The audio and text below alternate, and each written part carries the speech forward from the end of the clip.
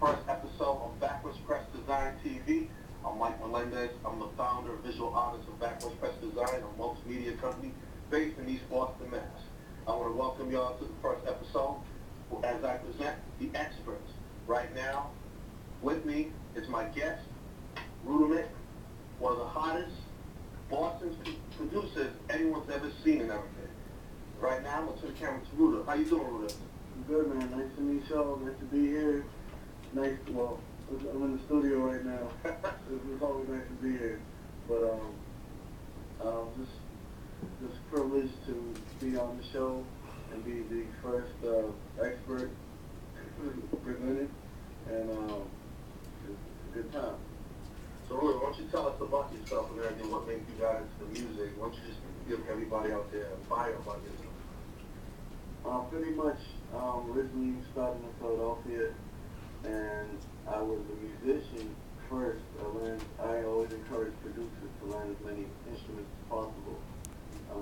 Before producing, or I never knew what a producer was, I did have a desire to be that, but it never panned out until, like I said a little bit earlier, with the whole layaway thing.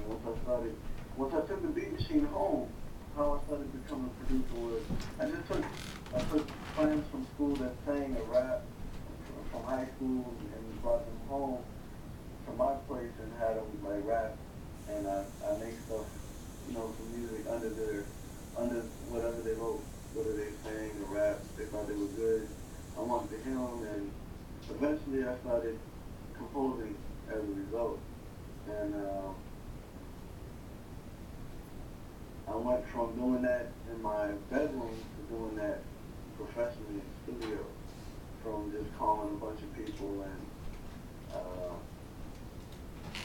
pretty much working hard to get in and get heard, and people liked what I was making at home, and one place believed in me enough to house me as one of their in-house producers, a gentleman named Howard Jackson, and the name of his establishment was called Black Track Multimedia Incorporated, and that was out in Philadelphia around 54th Street area, West Philly.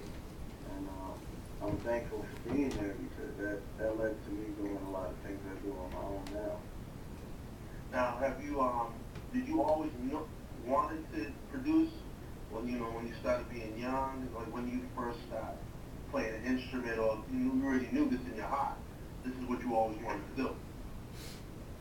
It wasn't necessarily something I always knew I wanted to do. It was because I've been, playing instruments since I was 2.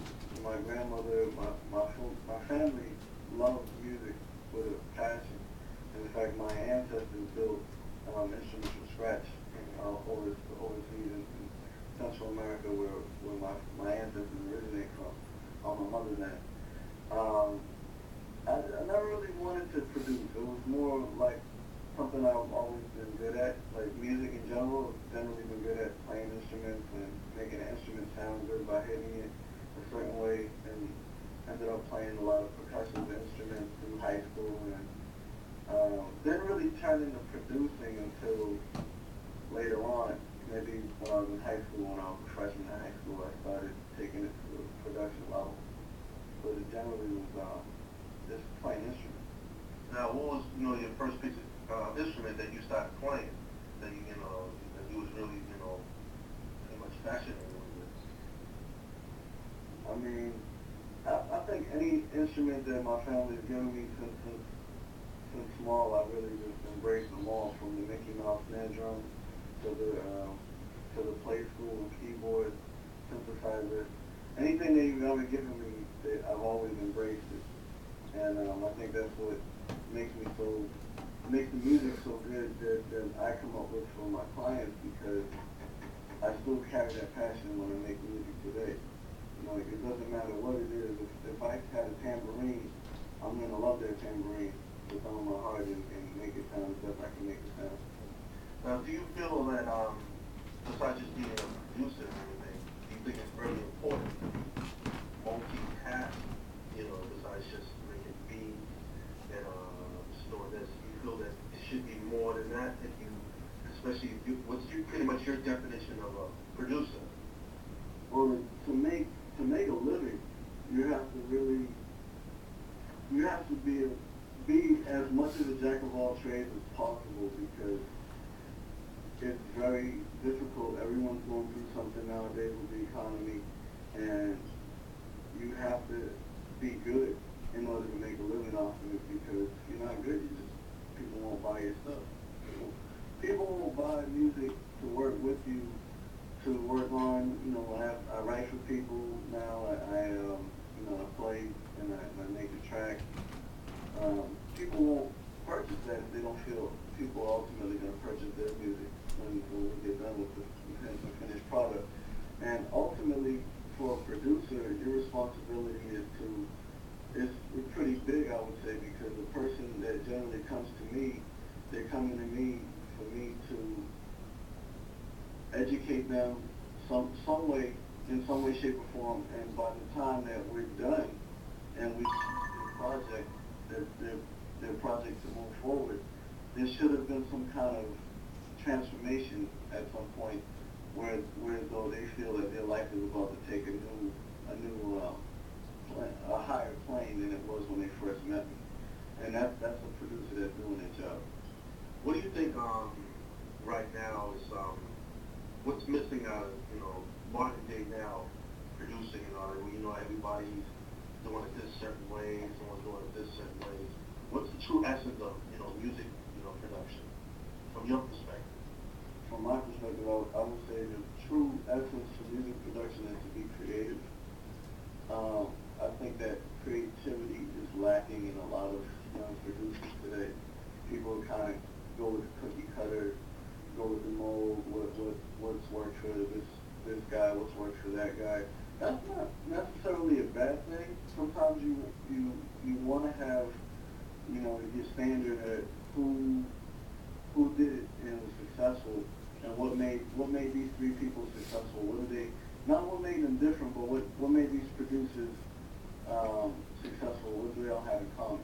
That's a good thing to do, but I don't think that the main focus should be on necessarily copying. I think that at some point in your career as a producer, you want to develop your own sound and develop your own style and your own essence that you bring to the table.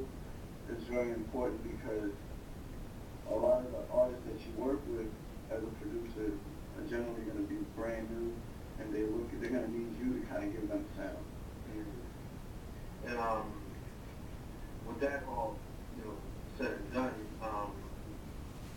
do you think now, at this day and age right now, do you think that music creativity has been higher or lower, or do you think that people are really lowering their standards a lot to find the easy way out to make music? I think that people have really been milking the lesson more effective. I mean, in the past, in the 60s, 70s, and 80s, you had a strong